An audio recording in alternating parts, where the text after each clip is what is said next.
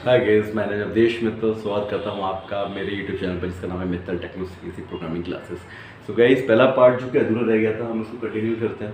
So third हम number तक हम लोग निकाल चुके थे जो कि यहाँ पर जेड प्लस 10.0 है, करेक्ट। क्योंकि मैंने ये सेंटर से इस पॉइंट का दूरी मेरा 10 है। मैं फिर बोल रहा हूँ, किसी भी पार्ट को जब हम मशीनिंग करते हैं, प्रोग्रामिंग बनाते हैं, तो उस पार्ट को हम क्लैंपिंग के बाद जो पार्ट का आगे का फेस का सेंटर है जो हमारा फिक्स रेफरेंस पॉइंट बन जाता है, और उस फिक्स रेफरेंस पॉइंट को बन जाने के बाद हम उस पॉइंट से सारे पॉइंट के कोऑर्डिनेट्स निकालते हैं। तो फिलहाल मैंने बोला ये मेरा पार्ट जो दिखाई दे रहा है यहाँ पर, इसका जो सेंटर पॉइंट है that is the fix reference point, और फिक्स रेफरेंस पॉइंट को क्या करने वाले हैं हम लोग, अभी यहाँ से सारे कोऑर्डिनेट निकाल रहे हैं। जैसे पहले पॉइंट का मैंने आपको बता दिया, हमारा यहाँ से इस पॉइंट का जो ये डिस्टेंस है horizontally that is the Z plus 100 point, sorry मैंने एक नंबर इसको माना है, तो एक नंबर के लिए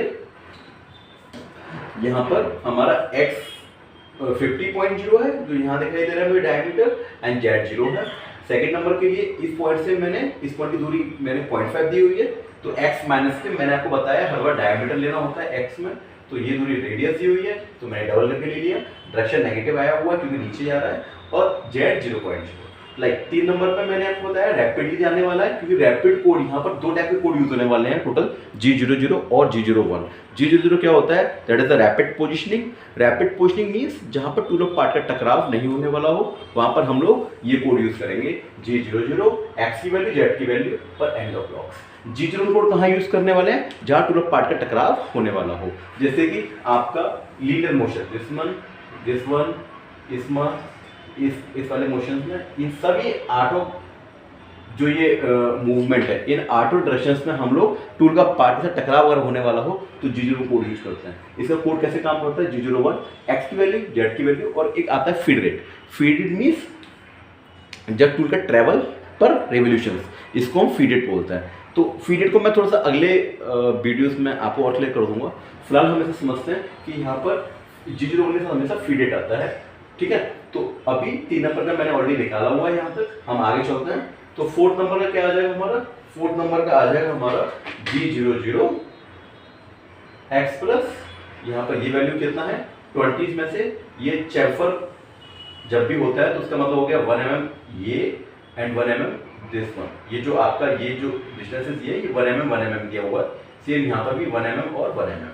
तो इसके लिए कैसे करेंगे हम, 20 में से अगर मेरे 2 mm मैंने माइनस कर दिया तो ये मुझे डायमीटर मिल जाएगा 4 नंबर पॉइंट का, तो x plus 18.0 and z plus के 10.0 end of blocks. Okay, fifth number हमारा अगेन G01 आने वाला है क्योंकि टू पार्ट का टकराव होने वाला है यहाँ पर।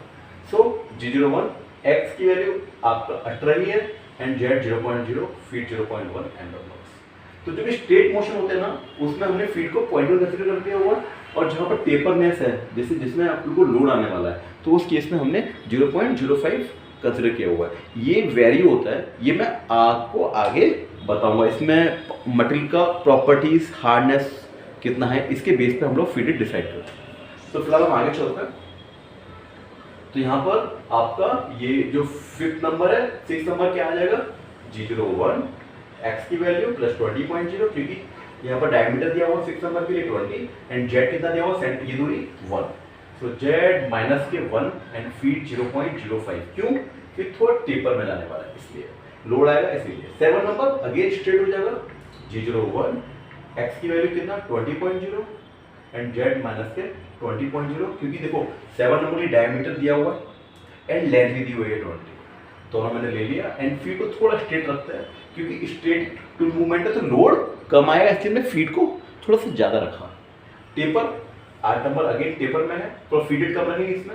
एक्स कितना दिया हुआ है दैट इज द डायमीटर, यानी कि मैंने आपको बताया एक्स मीन्स डायमीटर, उस पॉइंट का सेंटर से जो दूरी है उसका डबल भी दे सकते हो या इसको डायमीटर बोल सकते हो, क्योंकि ये फ्रंट व्यू है, ये आपका डायमीटर दिया हुआ, तो हमें डायमीटर लेना हर पॉइंट का।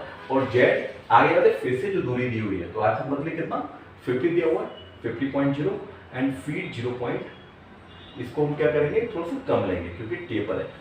ओके, 9 नंबर स्ट्रेट यानी फीट थोड़ा बढ़ाएंगे, एक्स हमारा सेम रहेगा। 9 नंबर के लिए वही डायमीटर दिया हुआ है, जेड हमारा 50 + 20 that is the 70, so Z minus के 70.0, फीड थोड़ा सा बढ़ा के ले लेते हैं 0.1।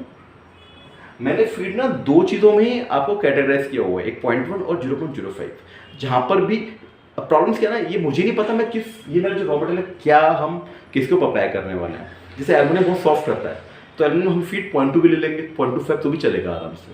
लेकिन यहीं पर थोड़ा सा एसएस और हार्ड जॉब की जब हम बढ़ते हैं तो यहाँ पर फीड में कम लेना पड़ेगा।